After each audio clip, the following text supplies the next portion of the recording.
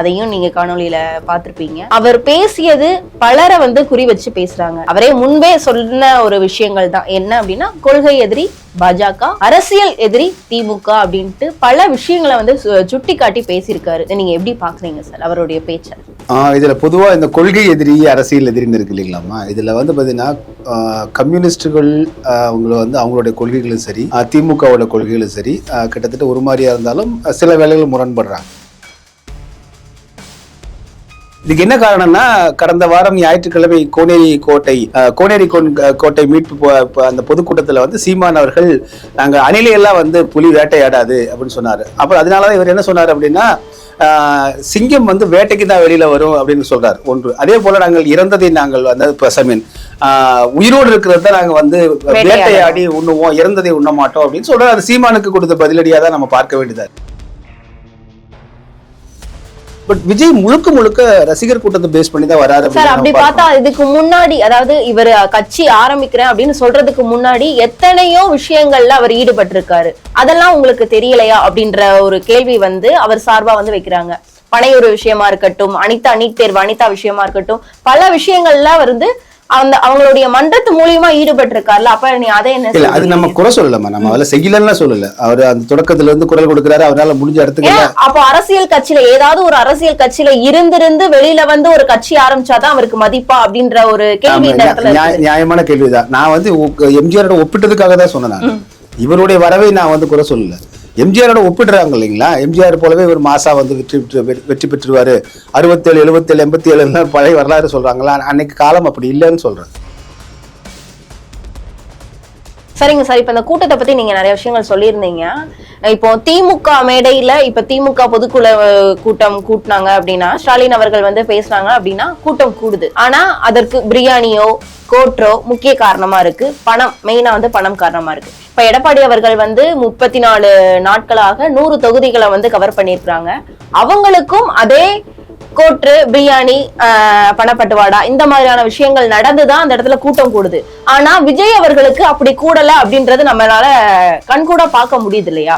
அதுக்கு என்ன சொல்வீங்க? இல்ல, நீங்க பொதுவா இந்த கூட்டங்களுக்கு வர கூட்டம் இருக்கு இல்லாம, நான் களத்துல படியாட்டுனால சொல்றேன். இந்த கட்சிக்காரங்களுக்கு அந்தந்த ஊர்ல வேன் வச்சு கூட்டிட்டு வர்றது அப்படிங்கிறது ரெண்டு கட்சிகளுமே திமுக அதிமுக எல்லாமே செய்யும். கூட்டம் கூடுது. உங்களை மாதிரி மூத்த பத்திரிகையாளர்கள் என்ன சொல்றாங்கன்னா, கூட்டம் கூடுது ஓகே, ஆனா அந்த கூட்டம் முழுக்க வாக்காக மாறுமா அப்படின்றது பெரிய கேள்விக்குறி. மாறாது, வாக்காக மாறாது அப்படின்னு சொல்லி நீங்க சொல்றீங்க. ஒருவேளை மாறிடுச்சுன்னா நீங்க என்ன பண்ணுவீங்க சார்? உங்களை மாதிரியான மூத்த பத்திரிகையாளர்களுடைய நான் கேட்கிற ஒரு கேள்வியாவே இருக்கட்டும். சரி, நிச்சயமா. என்னன்னா, நம்ம அரசியல் அப்படிங்கறது எப்படி பார்த்தா, ஏன்னா மக்களை நீங்களும் ப்ரெடிக்ட் பண்ண முடியாது, நானும் பண்ண முடியாது, இருக்கக்கூடிய ஆட்சியாளர்களும் ப்ரெடிக்ட் பண்ண முடியாது. மக்களுடைய நிலை எப்ப வேணாலும் எப்படி வேணாலும் மாறலாம். ஆமா, பொதுவா காமன் மேன் ப்ரெடிக்ட் பண்ண முடியாம இருக்கலாம். ஒரு பத்திரிகை ஊடகவியலாளர்கள், களப்பணியில் இருக்கக்கூடியவங்க, அரசியல் பற்றி தெரிந்தவர்கள் கணிக்க முடியாம இருக்கு. இன்னும் கூட ஒரு ரகசியத்தை சொல்லட்டுமா? நீங்க நினைக்கிற மாதிரி பத்திரிகையாளனோட மிகப்பெரிய அறிவாளிகள், புத்திசாலி அரசியல் யார் தெரியுங்களா? கட்சிக்காரங்க. அசல் திரைப்படம் என்கிற அந்த பிம்பம் மட்டுமே உங்களை ஆட்சியாளராக, முதலமைச்சராக ஆக்காதுன்னு சொல்ல வரேன். அதேதான் இப்ப விஜய் அவர்கள் சொல்லியிருக்காங்க. சினிமால இருந்து வர்றவங்க யாருமே முட்டாளும் இல்ல, அரசியல்வாதிகள் எல்லாருமே அறிவாளிகளும் இல்ல. அழகா சொல்லி வாதமே அறிவாளி முட்டாள்ங்கிறது இல்லம்மா. உனக்கு வாக்கு வருமே இல்லையா தான் கேட்டுட்டு இருக்கிறோம். முட்டாள்னு சொன்னோமா இல்ல அறிவாளி அந்த வாதத்துக்கு? முட்டாளுன்ற ஒரு பிம்பத்தை தானே சினிமால இருந்து வர்றவங்களுக்கு பின்னாடி நீங்க கட்டமைக்கிறீங்க. அதனால புரிதலே தவறுமா. நாம சொல்றது நீங்க உங்களுக்கு மக்கள் மத்தியில் வரவேற்பு உங்களுக்கு வாக்குகள் கிடைக்கிறதா இல்லையான்னு தான் பாக்குறோம்.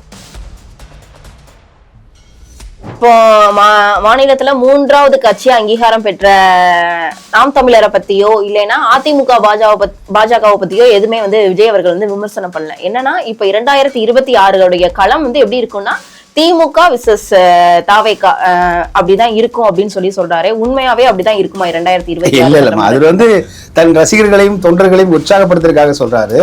அவருக்கும் திமுகவுக்கு எப்படி நீங்க எடுத்து காம்படிஷன் சொல்லணும். நீங்க எத்தனை இது வரைக்கும் தேர்தல் நின்றுருக்கீங்க? உங்களோட வாக்கு வங்கி எத்தனை % நீங்க வாங்குவே நிரூபிச்சிருக்கீங்களா?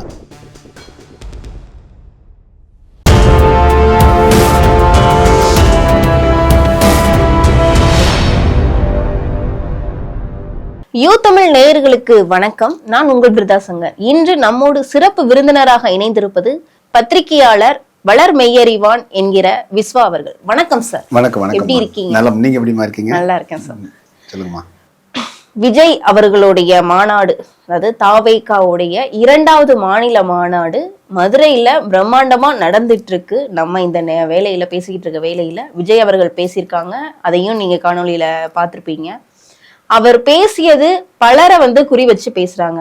அவரே முன்பே சொன்ன ஒரு விஷயங்கள் தான். என்ன அப்படின்னா, கொள்கை எதிரி பாஜக, அரசியல் எதிரி திமுக அப்படின்ட்டு பல விஷயங்களை சுட்டி காட்டி பேசியிருக்காரு. இதை நீங்க எப்படி பாக்குறீங்க சார் அவருடைய பேச்ச? இதுல பொதுவா இந்த கொள்கை எதிரி அரசியல் எதிரின்னு இருக்கு இல்லைங்களாமா. இதுல பாத்தீங்கன்னா கம்யூனிஸ்டுகள் அவங்களுடைய கொள்கைகளும் சரி, திமுகவோட கொள்கைகளும் சரி கிட்டத்தட்ட ஒரு மாதிரியா இருந்தாலும் சில வேளைகள் முரண்படுறாங்க.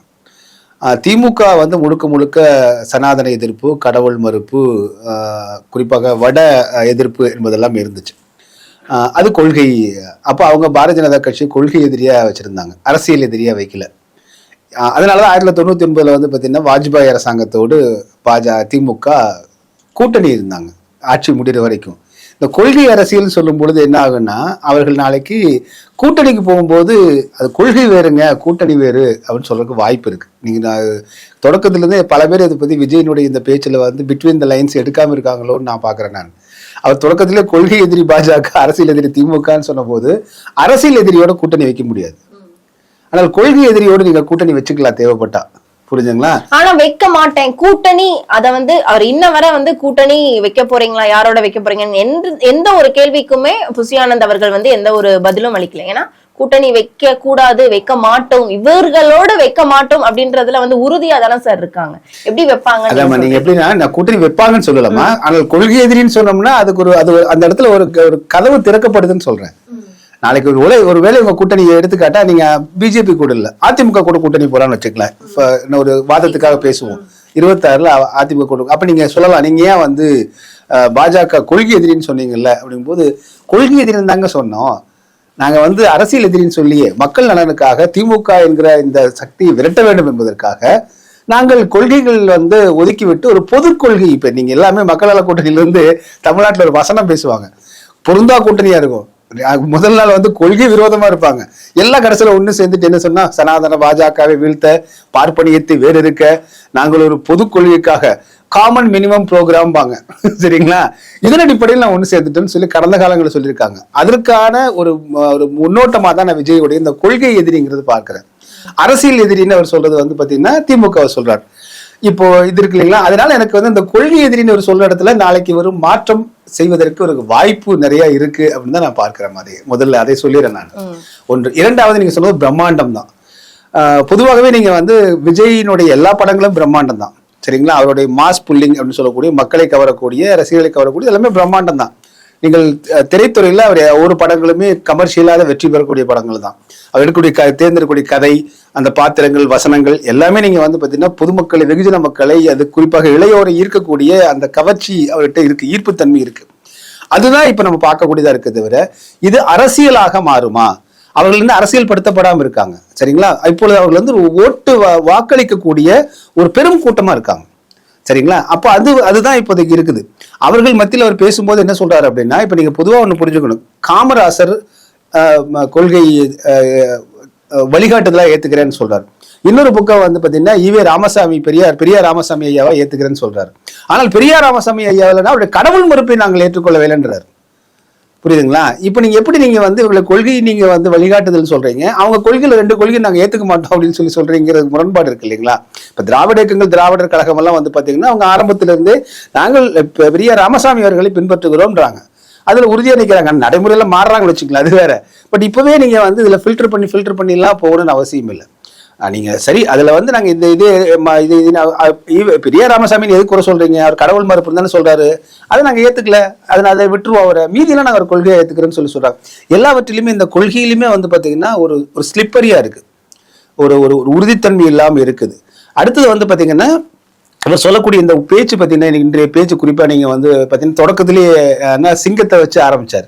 இதுக்கு என்ன காரணம்னா, கடந்த வாரம் ஞாயிற்றுக்கிழமை கோனேரி கோட்டை கோனேரி கோட்டை மீட்பு அந்த பொதுக்கூட்டத்துல வந்து சீமான் அவர்கள் நாங்க அணிலையெல்லாம் வந்து புலி வேட்டையாடாது அப்படின்னு சொன்னாரு. அப்புறம் அதனாலதான் இவர் என்ன சொன்னாரு அப்படின்னா, சிங்கம் வந்து வேட்டைக்கு தான் வெளியில வரும் அப்படின்னு சொல்றாரு ஒன்று. அதே போல நாங்கள் இறந்ததை நாங்கள் வந்து உயிரோடு இருக்கிறது தான் நாங்க வந்து வேட்டையாடி உண்ணுவோம், இறந்ததை உண்ண மாட்டோம் அப்படின்னு சொல்றாரு. அது சீமானுக்கு கொடுத்த பதிலடியா தான் நம்ம பார்க்க வேண்டியதா இருக்கு.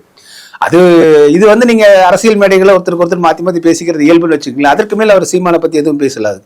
அப்புறம் அவர் திமுகவை தான் குறிப்பா எதிர்த்து பேசுறாரு. திமுக மீது சொல்லக்கூடிய எல்லாரும் சாதாரண காமன் மக்கள் சொல்லக்கூடிய குற்றச்சாட்டை அவர் மேடையில பட்டியலிடுறாரு. ஆனால் பர்டிகுலரா இது வந்து ஏன் நீங்க வந்து இதுக்கு எத்தனை ஆண்டு காலமாக இருந்த போது இது ஏன் நீங்க பண்ணல, அந்த இந்த மாநாட்டில் அதை எடுத்துக்கல அவரு.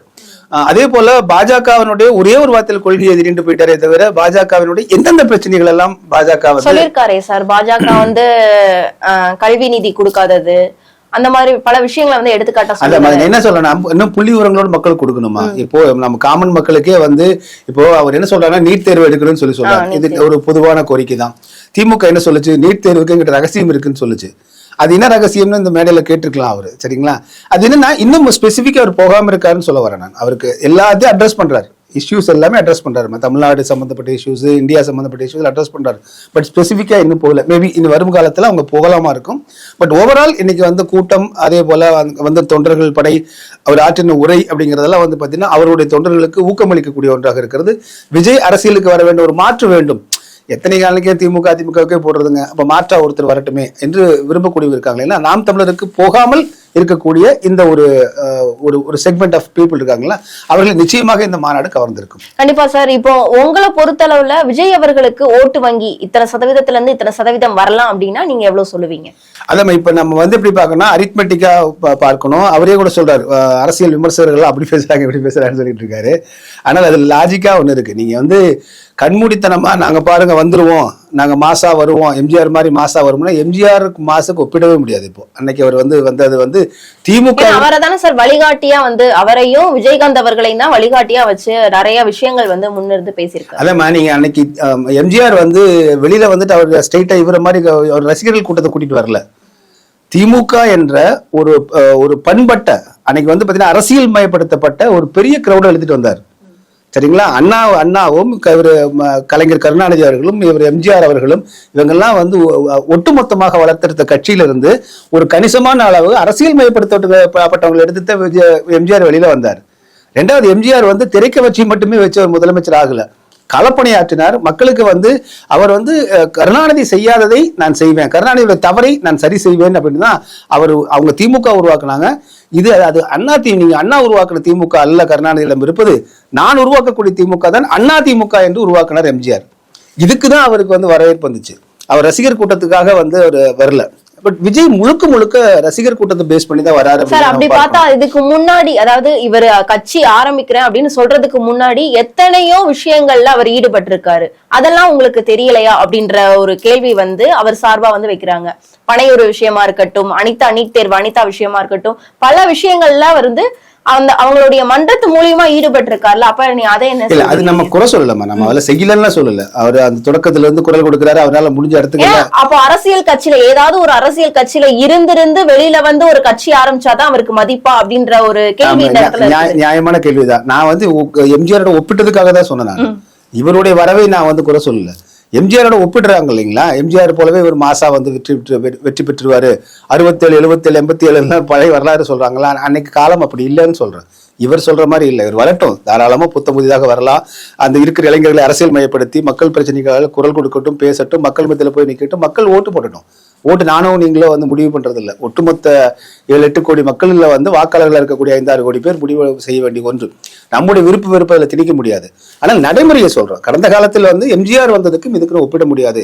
விஜயகாந்த் வந்தாருன்னு வச்சுக்கோங்களேன். விஜயகாந்த் எப்படி இருந்தாருன்னா, அவரை தொடக்கத்திலிருந்தே நீங்க வந்து பார்த்தீங்கன்னா நடிகர் சங்கத்திலிருந்து அவருடைய செயல்பாடுகளை மக்கள் பார்த்தாங்க. ஒரு மூத்த அண்ணனை போல ஒரு உரிமையோடு இறங்கி களப்பணியாற்றக்கூடியவர் அவர். செல்வி ஜெயலலிதா அவர்கள் இருக்கும் போதும் கலைஞர் கருணாநிதி இருக்கும் போதும் ஒரு உறுதியாக நின்று அவர் 2 பேர்த்தையுமே விமர்சனம் செய்து எதிர்த்து நின்றவர் அவர். அதனால மக்கள் அவருக்கு வந்து களத்துல செயலாற்றினார் அவர். நீங்க புரியுதுங்களா, களப்பணி எம்ஜிஆரிடம் களப்பணி இருந்தது, திரைத்துறையும் இருந்தது. விஜயகாந்திடம் களப்பணி இருந்தது, திரைத்துறை இருந்தது. கன்வின்சிங்கா இறங்கி ஒர்க் பண்ணாங்க அவங்க. அது வந்து விஜய் கிட்ட மிஸ் ஆயிட்டு இருக்கு இது வரைக்கும். மேபி இனிவரும் காலங்களில் செய்யலாம், பட் இது வரைக்கும் மிஸ் ஆயிட்டு இருக்கிறத நம்ம குறை சொல்ற, அது சுட்டி காட்டுற, குறை கூட சொல்ல, சுட்டி காட்டுறமே தவிர இனி அவர் அதை செய்யணும்னு தான் சொல்றோம்.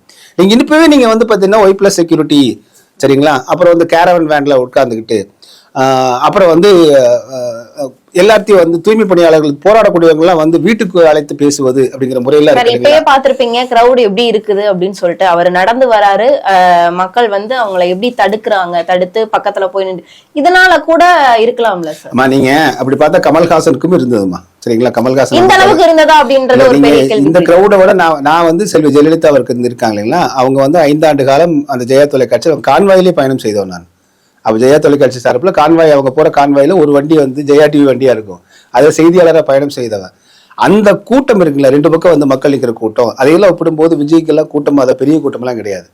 காமன் மேன், பொதுமக்கள் வந்து எங்களோட ஒரு சீனியர் ஜேர்னலிஸ்ட் ஒரு லேடி வந்து அவங்க கார்ல போயிட்டு இருக்கிறோம், அவங்க கேட்குறாங்க, ஆங்கிலத்தில் கேட்குறாங்க, எதுக்கு விஸ்வா அவங்களே எல்லா வேலையை விட்டு போட்டு வந்து நிற்கிறாங்க, நம்மகிட்ட அவ்வளவு என்ன கிரேஸ் இருக்கு அப்படின்னாங்க. அந்த மாதிரி கிரௌடை நீங்க வந்து விஜய் கிட்ட இருக்கிறது பார்க்க முடியாது. காமன் மேன், பொதுமக்கள், இவங்க கிட்ட ரசிகர்கள், பொதுமக்கள் அப்படி கூட்டம் கூடினாங்க, சரிங்களா. செல்வி ஜெயலலிதாவுக்கும் அந்த கூட்டம் இருந்துச்சு.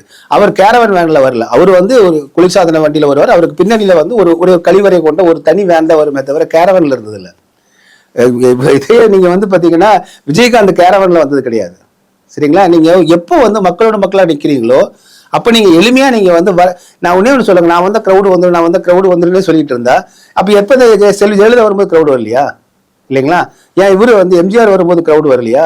சில பிரச்சனைகளுக்கு போக வேண்டிய இடத்துக்கு போய் தானே ஆகணும். தூய்மை பணியாளர் பிரச்சனை வேண்டாங்க, அங்க போனீங்கன்னா அந்த அளவு ரொம்ப கன்ஜஸ்டடா இருக்கும், அது சரிதான். வேற பெரிய பிரச்சனைகளுக்கு என்ன பரந்தூர் விமான நிலையத்தில் எல்லாம் அங்கே போயிட்டு தான் வரதே தவிர, இன்னும் எத்தனை நாளைக்கு இப்படியே நீங்க வந்து நான் வந்தா கூட்டம் வந்துடும், மக்கள் ஆயிடுவான்னு சொல்றது மக்கள் பணி இல்லைம்மா, முதலாளித்துவ சிந்தனையா தான் இருக்குன்னு சொல்றேன், புரிஞ்சுங்களா. நீங்க புரியுதா சொல்ற, மேட்டுக்குடி சிந்தனையில இருக்கு. சீமான் போனதும் கூட்டம் வருது, சீமான சுத்த செல்ஃபி எடுக்கிறாங்க, அவர் பிடிச்சி வந்து அவ்வளவு ப்ரெஷர் போட்டு அந்த கூட்டத்தை அழுத்தி அவரை காப்பாற்றி கொண்டு வரது பெரிய காரியமா இருக்கு கூட்டத்துல இருந்து. அதுக்காக அவர் இல்லையா, அவர் போய் ரோட்ல உட்காந்து சாப்பிடுறாரு. திருமாவளவன் ஐயாவை பாருங்க, கார்ல உட்காந்து டிஃபன் சாப்பிட்டு இருக்காரு. புரியுதா நான் சொல்றதுங்க. இப்போ நீங்க மக்கள் களப்பணியில் இருக்கக்கூடியவங்க இந்த எளிமை வேணும்னு சொல்றேன் நான். சரிங்க சார், இப்ப இந்த கூட்டத்தை பத்தி நீங்க நிறைய விஷயங்கள் சொல்லியிருந்தீங்க. இப்போ திமுக மேடையில இப்ப திமுக பொதுக்குழு கூட்டம் கூட்டினாங்க அப்படின்னா, ஸ்டாலின் அவர்கள் வந்து பேசுறாங்க அப்படின்னா கூட்டம் கூடுது. ஆனா அதற்கு பிரியாணியோ கோட்ரோ முக்கிய காரணமா இருக்கு, பணம், மெயினா வந்து பணம் காரணமா இருக்கு. இப்ப எடப்பாடி அவர்கள் வந்து 34 நாட்களாக 100 தொகுதிகளை வந்து கவர் பண்ணிருக்காங்க. அவங்களுக்கும் அதே கோட்ரு, பிரியாணி, பணப்பட்டுவாடா இந்த மாதிரியான விஷயங்கள் நடந்துதான் அந்த இடத்துல கூட்டம் கூடுது. ஆனா விஜய் அவர்களுக்கு அப்படி கூடல அப்படின்றது நம்மளால கண்கூட பார்க்க முடியுது இல்லையா? அதுக்கு என்ன சொல்லுவீங்க? இல்ல, நீங்க பொதுவா இந்த கூட்டங்களுக்கு வர கூட்டம் இருக்கு இல்லாம, நான் களத்துல பணியாற்றுறதுனால சொல்றேன், இந்த கட்சிக்காரங்களுக்கு வந்து அந்தந்த ஊர்ல வேன் வச்சு கூட்டிட்டு வர்றது அப்படிங்கிறது வந்து 2 கட்சிகளுமே திமுக அதிமுக எல்லாமே செய்யும். ஒவ்வொரு தொகுதியிலும் அந்த மண்டல பொறுப்பாளர்கள் ஒரு ஊருக்குள்ள இருக்கக்கூடிய ஒரு 100 பேர்த்த தூக்கி வண்டியில 10 பேர்த்த தூக்கி அந்த ஒவ்வொரு வண்டிக்கான அளவுக்கு தகுந்த மாதிரி கூட்டு வருவாங்க. அவர்கள் ஒரு நாள் வர்றாங்க இல்லைங்களா, ஒரு நாள் தங்களுடைய வேலையை விட்டு போட்டு வர்றாங்கிறதுக்காக அவர்களுக்கு ஒரு பணமும் வந்துட்டு போறதுக்கு வந்து போக்குவரத்துக்காக அந்த வாகனமும் உணவும் தண்ணீரும் கொடுக்கறது வந்து ரொம்ப இயல்பு, சரிங்களா. இது அதிமுக திமுக ரெண்டுமே செய்யறாங்க, கொடுத்து பழகிட்டாங்க. ஒண்ணு இது வந்து நம்ம வந்து இதே வந்து லஞ்சமா நான் பார்க்கல நான்.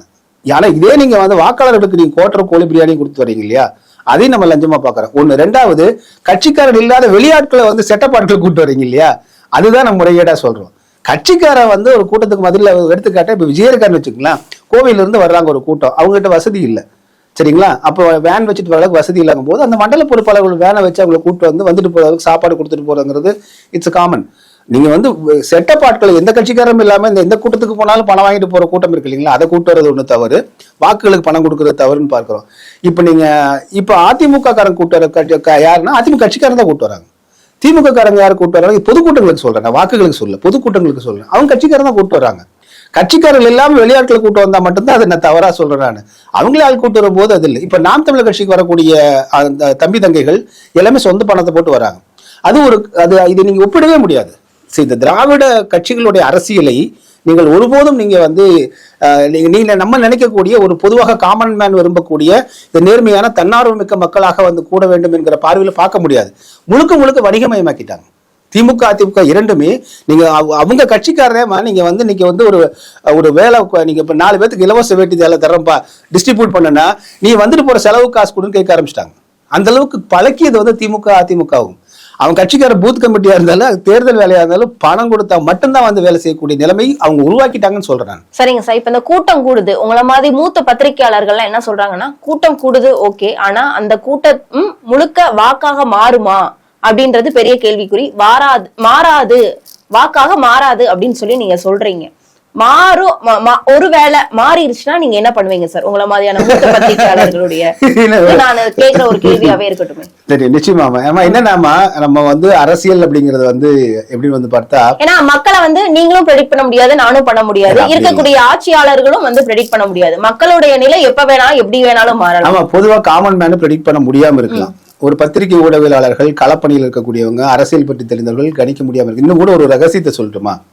நீங்க நினைக்கிற மாதிரி பத்திரிகையாளனோட மிகப்பெரிய அறிவாளிகள், புத்திசாலி அரசியல் யார் தெரியுங்களா? கட்சிக்காரங்க. இந்த பூத் கமிட்டி மெம்பர்னு ஒருத்தர் போடுறாங்க இல்லைங்களா, அந்த பூத் கமிட்டி மெம்பர் வந்து வாக்குச்சாவடி முகவர் போடுறாங்க இல்லைங்களா, அவர் யார் தெரியுங்களா? அவர் தான் ஒட்டுமொத்தமான எல்லா கட்சிகளுக்கும் அத்திவாரம். அவர் இருக்கக்கூடிய அந்த தெருவுல, அந்த பகுதியில எத்தனை பேர் இருக்காங்க, எத்தனை பெண்கள் இருக்காங்க, எத்தனை ஆண்கள் இருக்காங்க, எத்தனை வயசானவங்க இருக்காங்க, அவர்கள் எந்த கட்சிக்கு ஓட்டு போடுவாங்க நம்ம கூட புள்ளிவரத்தோட வச்சிருப்பாங்க. துல்லியமாக அவர்களாலே கணிக்க முடியுமா அது? சரிங்களா? இது வந்து அரசியல் கட்சியில பழுத்த, குறிப்பாக திமுக அதிமுக காரங்களை தெளிவா சொல்லுவாங்க, இந்த பூத்தில் இத்தனை ஓட்டு விழுந்துச்சுங்க, இவ்வளவுதான் ஓட்டு, இவ்வளவு நமக்கு விழுகலைங்க, இவ்வளவுதான் விழுந்து கணக்கு போட்டு அனுப்பிச்சிருவாங்க தேர்தல் ரிசல்ட் வரக்கு முன்னாடியே. அதனால கணிக்க முடியாமலாம் இல்லை. இப்ப நம்ம எப்படி பார்க்கிறோம் அப்படின்னா, கடந்த கால தேர்தலுடைய பார்வையை பார்க்கிறோம். நம்ம இன்னைக்கு நீங்க சினிமால இருந்து ஒருத்தர் வந்துட்டாரு, ஒரு மாஸ் பெரிய ஒரு ஸ்டார் வந்துட்டாரு. இப்போ ஒண்ணும் இல்லைங்க, சிம்பிளா சொல்றேன், இன்னும் கூட உங்களுக்கு புரியுறபடியா சொன்னா, தமிழ் சினிமா உலகிலேயே மிகச்சிறந்த நடிகராக மார்லன் பிராண்டோவை பாராட்டிய ஒரு நடிகர் 9 வேடங்கள்ல நடித்து 9 வேடங்களுமே தனித்தனியா ஒரே ஆளையா நடிச்சிருக்கான் என்று ஹாலிவுட் நடிகர் எல்லாம் வியந்தவர் சிவாஜி கணேசன். அவர் தேர்தலில் மக்களை நிரந்தர முதலமைச்சர் ஆக்கிட்டாங்க. அவர் அரசியலுக்கு வந்தாரு, இருக்கிற தியேட்டரை வித்து போட்டு கடைசியில கடனை கட்டிட்டு போனாரு. அசல் திரைப்படம் என்கிற அந்த பிம்பம் மட்டுமே உங்களை ஆட்சியாளராக, முதலமைச்சராக ஆக்காதுன்னு சொல்ல வரேன் நான். அதேதான் இப்ப விஜய் அவர்கள் சொல்லியிருக்காங்க, சினிமால இருந்து வர்றவங்க யாருமே முட்டாளும் இல்ல, அரசியல்வாதிகள் எல்லாருமே அறிவாளிகளும் இல்ல. அழகா சொல்லி வாதமே அறிவாளி முட்டாள்ங்கிறது இல்லம்மா, உங்களுக்கு வாக்கு வறுமை இல்லையா தான் கேட்டுட்டு இருக்கிறோம். நான் முட்டாள்னு சொன்னோமா இல்ல அறிவாளி அந்த வாதத்துக்கு? முட்டாள்ன்ற ஒரு பிம்பத்தை தானே சினிமால இருந்து வர்றவங்களுக்கு பின்னாடி நீங்க கட்டமைக்கிறீங்க. அதனால புரிதலே தவறுமா? நாம சொல்றது நீங்க உங்களுக்கு மக்கள் மத்தியில் வரவேற்பு உங்களுக்கு வாக்குகள் கிடைக்கிறதா இல்லையான்னு தான் பாக்குறோம். நீங்க முட்டாளா அறிவாளியான்னு பாக்கல. அதை முடிவு செய்ய வேண்டியது வாக்காளர்கள். நானும் நீங்களும் இல்ல. நீங்க PhD கூட படிச்சிருக்கலாம், 10 PhD வாங்கியிருக்கலாம். ஆனா உங்களுக்கு வாக்கு போட வேண்டியது மக்கள். அந்த வாக்கு உங்களுக்கு வந்துச்சா வரலையான்னு கேட்கிறேன். வருமா வராதான்னு கேட்கிறோம். எந்த அடிப்படையில வரும்னு கேட்கிறோம். வந்ததுன்னா மகிழ்ச்சி, மக்கள் உங்களுக்கு முடிவு பண்ணிட்டாங்க, சந்தோஷமா வாங்கிட்டு போங்கன்னு சொல்ல போறோம்.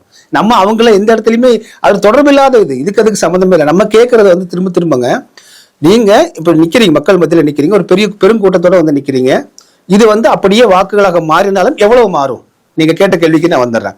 இப்ப எடுத்துக்காட்ட இன்னைக்கு 2 லட்சம் பேர் வந்திருப்பாங்களாமா மதுரைக்கு, இது 2வது மாநாடு. அப்போ கண்டிப்பா அது என்ன, ஒரு தன்னுடைய தலைவர், தன்னுடைய மாஸ் தலைவர் கட்சி ஆரம்பிச்சிருக்காரு, அதனால எல்லாரும் கிளம்பி வருவோம் வந்திருப்பாங்க. சொந்த வேலை எல்லாத்தையும் விட்டு கிளம்பி வந்திருப்பாங்க. 2 லட்சம் பேர் கிரௌடு. தமிழ்நாட்டு வாக்காளர்கள் எத்தனை? கிட்டத்தட்ட 5 கோடி பேர் இருக்கிறாங்க இல்லைங்களா? அப்ப இந்த 2 லட்சம் பேர் வாக்காளர்களா, ஒரு வீட்டுல 2 லட்சம் பேர் இருக்கான்னு வச்சுக்கலாம், ஒரு 5 லட்சம் பேர் இருக்காங்க. அப்ப விஜய்க்கான வாக்குகள் இதுல இருந்து கணக்கு பார்க்கும்போது 5ல இருந்து 10 லட்சமா இப்போதைக்கு? சரிங்களா? அப்படிதான் நான் கணிக்க முடியும். 2வது, அதிமுகவுக்கு இருக்கக்கூடிய வாக்குகள் கண்டிப்பா மாறாது. அதிமுகவுக்குன்னு ஒரு வாக்குகள் இருக்கு இல்லைங்களா, சாலிடா இத்தனை %. இப்ப அவங்களே மாற்று அரசியல் வேணும்னு நினைக்கிறவங்களுடைய வாக்கு மாறதானே சார் செய்யும். எவ்வளவு % மாறும்னு கேட்கிறேன் நான். புரியுதுங்களா? இப்ப நம்ம எடுத்துக்கிட்ட 4 பேர் இங்க இருக்கிறோம்மா, 4 பேர் நம்மளே ஒரு டிசைட் பண்ணுவோம். இப்ப நான் யாருக்கு வாக்களிப்பு, நீங்க யாருக்கு வாக்களிப்பு, அவர் யாருக்கு வாக்களிப்புன்னு யோசிப்போமே. இது தனித்தனியா மனசாட்சி தொட்டு கேட்டு பாருங்க, ஒப்பீனியன்ஸ் மாறலாம், ஒவ்வொருத்தருக்கும் ஒரு பார்வை மாறலாம். ஆனா என்னன்னா, இப்ப என்ன ஆகும்னா, இப்போ விஜயினுடைய ரசிகர்கள் எல்லா கட்சியிலுமே இருக்காங்க இல்லைங்களா, அந்த கட்சிக்காரோட வாக்கு அதுல இருந்து வெளியில வரும். ஃபர்ஸ்ட் பேஸ் பாத்தீங்கன்னா அந்த கட்சியினுடைய வாக்கள், அதிமுக இருந்து விஜய் ரசிகர்கள் வெளியே வருவாங்க, திமுக இருந்து வாக்கள் வெளியே வரும். இப்ப எனக்கு தெரிஞ்ச நண்பர்கள் பல பேர்த்திட்ட பேசுறேன், ஆமாங்க என் மனைவியே இத்தனால எனக்கு தெரியாது, கடைசியில் பார்த்து விஜய்க்கு தான் ஓட்டு போடுவோம்னு சொல்றாரு என் ஃப்ரெண்டு. அப்போ அப்படி வீட்டுக்குள்ள ஒரு ஓட்டு ஸ்பிளிட் ஆகுது. இப்படி ஒரு ஸ்பிளிட் ஆகக்கூடிய வாக்குகள் ஃபர்ஸ்ட் விஜய்க்கு ப்ரையாரிட்டி. அதுக்கப்புறம் நீங்க சொன்ன மாதிரி மாற்று அரசியல் இவங்க எதுவுமே வேண்டாம்ப்பா, மாற்று அரசியல் புதுசா ஒருத்தர் வருவாரு, செய்வார், நம்பி போடுவோம் வரக்கூடியது ஒண்ணு. எல்லாம் தாண்டினா கூட 50 லட்சத்தை தாண்டுமாங்கிறத கேள்வி எனக்கு. 50 லட்சம் 234 தொகுதி ஸ்காட்டர்ட் ஆகும். புரியுதுங்களா? சின்ன இது சொல்றேங்க. ஒரு தடவை கார்த்திக் இருக்காரு, நடிகர் கார்த்திக். அவரு நடிகர் தானே, சிறந்த நவரச நாயகன் இல்லைங்களா? கார்த்திக் ஃபார்வர்ட் பிளாக் கட்சியில நிக்கிறாரு. அவர் வந்து நின்ற போது எல்லாம் சிரிச்சாங்க அவரை.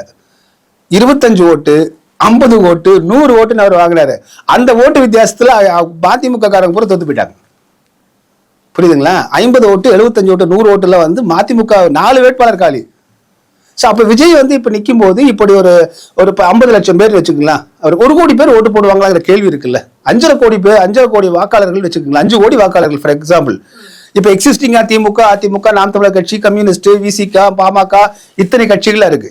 இதுலயும் தாண்டி ஒரு 1 கோடி வந்து இவருக்கு வாக்குகள் வந்துருமா? அதுக்கான களச்சூழ்நிலை இருக்காருன்னு கேட்கிறேன் நான். சினிமா ரசிகர்கள் பார்க்கல, சினிமாவில் போய் கைதட்டிட்டு ரசிகர்கள் அல்ல, வாக்குகளாக மாறுமா அப்படிங்கிறது நான் நடைமுறையா கேட்கிறேன். மாறுச்சுன்னா உண்மையிலேயே அது பெரிய புரட்சி. அது நாம் தவறு சொல்ல. நடந்ததுன்னா நீங்க சொன்னீங்க என்ன பண்ணீங்கன்னு கேட்டீங்கல்ல, அது புரட்சி என்று ஏற்றுக்கொள்வோம்னு சொல்றேன் நான். மக்கள் வந்து உண்மையிலேயே புரட்சி செய்திருக்கிறார்கள் அப்படின்னு ஏற்றுக்குவோம். அதை தக்க வைத்துக் கொள்ள வேண்டியது வருங்காலத்தில் விஜயனுடைய கடமையாக இருக்குமே தவிர நமக்கு அதுல பிரச்சனை இல்லை. அதே மாதிரி இப்ப வந்து ஒரு அதாவது சர்ப்ரைஸ் அப்படின்னு சொல்லிட்டு சொல்றாங்க. என்ன அப்படின்னா வேட்பாளர்கள் அறிவிக்க போறோம், மதுரையில வடக்கு கிழக்கு மத்தி அப்படின்னு சொல்லிட்டு சொல்றாங்க. அதுல வந்து விஜய் நான் தான் நிக்க போறேன்னு சொல்றேன். அப்புறம் எல்லா தொகுதியுமே குறிப்பிட்டு நானா என்னுடைய வேட்பாளர்கள் நம்ம கட்சி சார்பாக வேட்பாளர்கள் நிக்க போறாங்கன்னு சொல்றாங்க. ஆனா இறுதியா அவர் எங்க நிக்க போறேன்னு சொல்லல. ஆனா எல்லாருமே சொல்றது என்னன்னா மதுரையில நிக்க போறதா தகவல் வந்திருக்கு அப்படின்னு சொல்றாங்க. மதுரையில நின்றா எந்த அளவுக்கு விஜய்க்கு வரவேற்பு இருக்கும் நீங்க நினைக்கிறீங்க? இல்ல, விஜய்க்கு வந்து எங்க நின்னாலும் வரவேற்பு இருக்குங்க. விஜயை பொறுத்த வரைக்கும் எங்க நின்னாலும் வரவேற்பு இருக்கும். ஆனால் நீங்க அதிமுக திமுக ரொம்ப ஒரு எண்ணிக்கையில் வாக்குகள் எண்ணிக்கையில் வலுவா இருக்கிற இடத்துல நின்னார்னா அவருக்கும் சிரமம் தான். அது வந்து அதனால அவருக்கு வந்து எந்த இடத்துல வந்து பெண்கள் வாக்காளர்கள் அதிகமா இருக்கிறது, அப்புறம் வந்து தன்னுடைய கட்சி தொண்டர்கள் ரசிகர்கள் எந்த அளவுக்கு அதிகமா இருக்காங்க, அந்த இடத்துல நின்னாதான் வெல்ல முடியும்.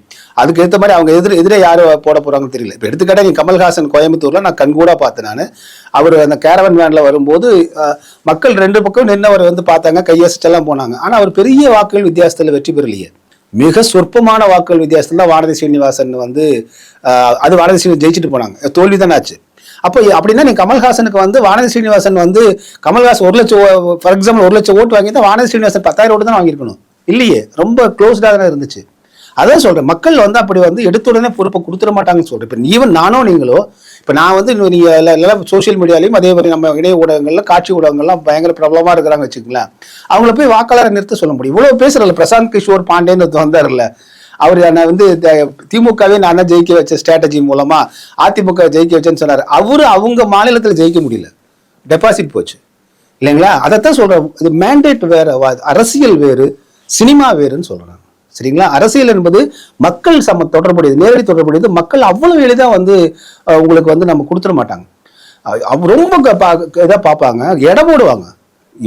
இந்த திமுக ஆட்சியே ஃபார் எக்ஸாம்பிள் ரொம்ப தொலைதாங்க இருக்குங்க, ஆனா எனக்கு மாற்று இல்லைங்கும் போது திரும்ப இவங்ககிட்ட ஒப்படைப்பாங்க. இல்ல இது ஆகவே ஆகாது. அந்த பக்கம் அதிமுக கடந்த கால வரலாறு பாத்தீங்கன்னா அதிமுக தோன்றியதற்கு பிறகு திமுகவுக்கு செகண்ட் ஆப்ஷன் தான் கொடுத்திருக்காங்க மக்கள். எம்ஜிஆர் இருக்கிற வரைக்கும் திமுகவுக்கு வந்து 2ஆம் இடம் தான், எம்ஜிஆர் தான் முதலமைச்சர். எம்ஜிஆர் இறந்ததுக்கு பிறகு உங்க ஜெயலலிதா அவர்களுக்கும் அதே போல வந்து அந்த அம்மையாருக்கு வந்து அவருடைய மனைவிக்கு வந்து ஜானகி அம்மையார் 2 பேருக்கு பிரச்சனையான போது அப்ப தலைமை சரியில்லைன்னு சொல்லிட்டு திமுக கையில் கொடுக்குறாங்க. மீண்டும் அந்த கட்சியை மீட்டெடுத்து ஜெயலலிதா வந்து ஒட்டுமொத்தமாக அந்த கட்சியை தன் கட்டுப்பாட்டில் கொண்டு வந்து ஃபுல் கண்ட்ரோல் அண்டர் கண்ட்ரோல் கொண்டு வந்ததுக்கு பிறகு ஜெயலலிதா கையில் பொறுப்பு கொடுத்தாங்க. ஜெயலலிதா இறந்ததுக்கு பிறகு ஓபிஎஸ் இபிஎஸ் என்கிற பிரச்சனை வரும்போது திமுக கையில கொடுக்குறாங்க. இப்போ ஓபிஎஸ் தனியா இப்ப கட்சியை எடுத்து நிறுத்தி கொண்டு வந்திருக்காரு. அதனாலதான் ஓபிஎஸ் தனியா வந்து ஒற்றை ஒரு முகமாக கொண்டு வந்து அந்த கட்சியை இப்ப டெவலப் பண்ணிட்டு இருக்காரு. ஸோ 26 தேர்தலில் மக்கள் வந்து ஃபர்ஸ்ட் ஆப்ஷன் கொடுக்க போறாங்களா செகண்ட் ஆப்ஷன் கொடுக்க போறாங்களா இருக்கு. இதுக்கிடையில விஜய் வந்து உள்ள போந்து நான் கொஞ்சம் ஓட்டை வந்து புல் பண்ண போறேன்னு சொல்லியிருக்காரு. இது நான் சொன்ன மாதிரி வந்து பல தனிச்சு நின்னாருன்னா அது ரெண்டு பேரையும் பதம் பார்க்கும். கண்டிப்பா சார். இப்போ மாநிலத்துல 3வது கட்சி அங்கீகாரம் பெற்ற நாம் தமிழரை பத்தியோ இல்லைன்னா அதிமுக பாஜகவை பத்தியோ எதுவுமே வந்து விஜய் அவர்கள் வந்து விமர்சனம் பண்ணல. என்னன்னா இப்ப 2026 களம் வந்து எப்படி இருக்கும்னா திமுக விசஸ் தாவேகா அப்படிதான் இருக்கும் அப்படின்னு சொல்றாரு. உண்மையாவே அப்படிதான் இருக்குமா 2026? அது வந்து தன் ரசிகர்களையும் தொண்டர்களையும் உற்சாகப்படுத்துறதுக்காக சொல்றாரு. அவருக்கும் திமுகவுக்குள்ள எப்படி நீங்க வந்து எடுத்தோன்னே காம்படிஷன் சொல்லணும்.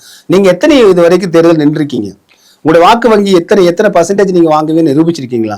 நீங்க நிரூபிக்கவே இல்லை. நான் என்ன சொல்றேன்னா ஸ்கூல்ல வந்து ஏற்கனவே சென்டம் வாங்கிட்டு இருக்காங்க. ஒரு 98 மார்க் வாங்கிட்டு இருக்காரு, 97 மார்க் வாங்கிட்டு இருக்காரு. சீமான் 75 மார்க் வாங்கிட்டு இருக்காரு. நான் ஸ்கூல்ல அட்மிஷனே ஆகலை நான். சரிங்களா? இப்பதான் ஸ்கூல் அட்மிஷன் ஆக போறேன், இனிமேதான் எக்ஸாம் எழுத போறேன். உங்களை மீறி நான் 100 வந்துருவேன்னு சொல்றத விட எழுதுப்பா எக்ஸாம. எழுதி உனக்கு எவ்வளவு மார்க் வருதுன்னு பார்த்தா தானே தெரியும். அதனால இதை அவர் உற்சாகப்படுத்துற ஊக்கப்படுத்துறதுக்கு சொல்றாரு தவிர திமுகவுக்கு நேரடியான இதுன்னா அவர் ஒன்னே ஒன்று நல்லா புரிஞ்சுங்க. பொலிட்டிக்கலா நம்ம வந்து அரசியலா பார்க்கும்போது எந்த பேஸ்ல நின்று அவர் வந்து பேசுறாருன்னு வந்து பாத்தீங்கன்னா அவர் முழுக்க முழுக்க நாம் தமிழரை அப்படியே வந்து காப்பி அண்ட் கேட் பண்ணி தான் அவருடைய பொசிஷன்ல தான் பேசிட்டு இருக்காரு. பாஜகவையும் திட்டுவது, திமுகவையும் திட்டுவது. புரியுதுங்களா? இதுதான் அந்த ஸ்டாண்டை தான் எடுத்துட்டு இருக்காரு. அவருடைய கொடி வண்ணங்கள்ல இருந்து அவருடைய கொள்கைகள் இருந்து எல்லாவற்றையுமே நாம் தமிழர் காப்பி கேட் பண்ணி தான் பண்ணிட்டு இருக்காரு. ஸோ ஒரு வகையில வந்து பார்த்தீங்கன்னா ஏன் நாம் தமிழர் சீமான் அவர்கள் கடுமையா விஜய் வந்து தற்போது எதிர்க்க துவங்குறாருன்னா அவர் எங்க மேல வந்து உட்கார்றாருன்னா நாம் தமிழர்ங்கிற பொசிஷன்ல உட்கார்ந்துட்டு தான் அவர் திமுகவையும் பாஜக விமர்சனம் பண்ண தொடங்குறாரு. அப்படியே தேவைப்பட்ட அதிமுக பக்கம் போவதற்கும் தயாராக இருக்கிறார். ஸோ அப்போ வந்து ஒரு அச்சுறுத்தலா இருப்பது வந்து பார்த்தீங்கன்னா நாம் தமிழருக்கும் இவர் வந்து அச்சுறுத்தலா இருக்காரு. அச்சுறுத்தல்னா இவருடைய பலத்தினால் அல்ல, அவர் எடுத்திருக்கிற இந்த ஸ்ட்ராட்டஜி இருக்கு இல்லைங்களா, அது காப்பி அண்ட் கட் ஸ்ட்ராட்டஜியா இருக்குங்கிறதா பிரச்சனை. கண்டிப்பா சார். இப்போ அச்சுறுத்தல் நீங்களே சொல்லிட்டீங்க, உண்மையாலே அச்சம்ல தான் இருக்குதா மற்ற கட்சிகள்? அச்சுறுத்தல் அதான் அச்சுறுத்தல் இந்த சென்ஸ்மா நீங்க நல்லா ஒண்ணு புரிஞ்சுக்குங்க. இவர் வந்து வெற்றி பெற்று போனாருன்னா சந்தோஷமா கட்சிக்காரங்க விட்டுட்டு போறாங்க. இவர் வரும்போதே நீங்க வந்து பாத்தீங்கன்னா எல்லா வேஷமும் போட்டு வராரு.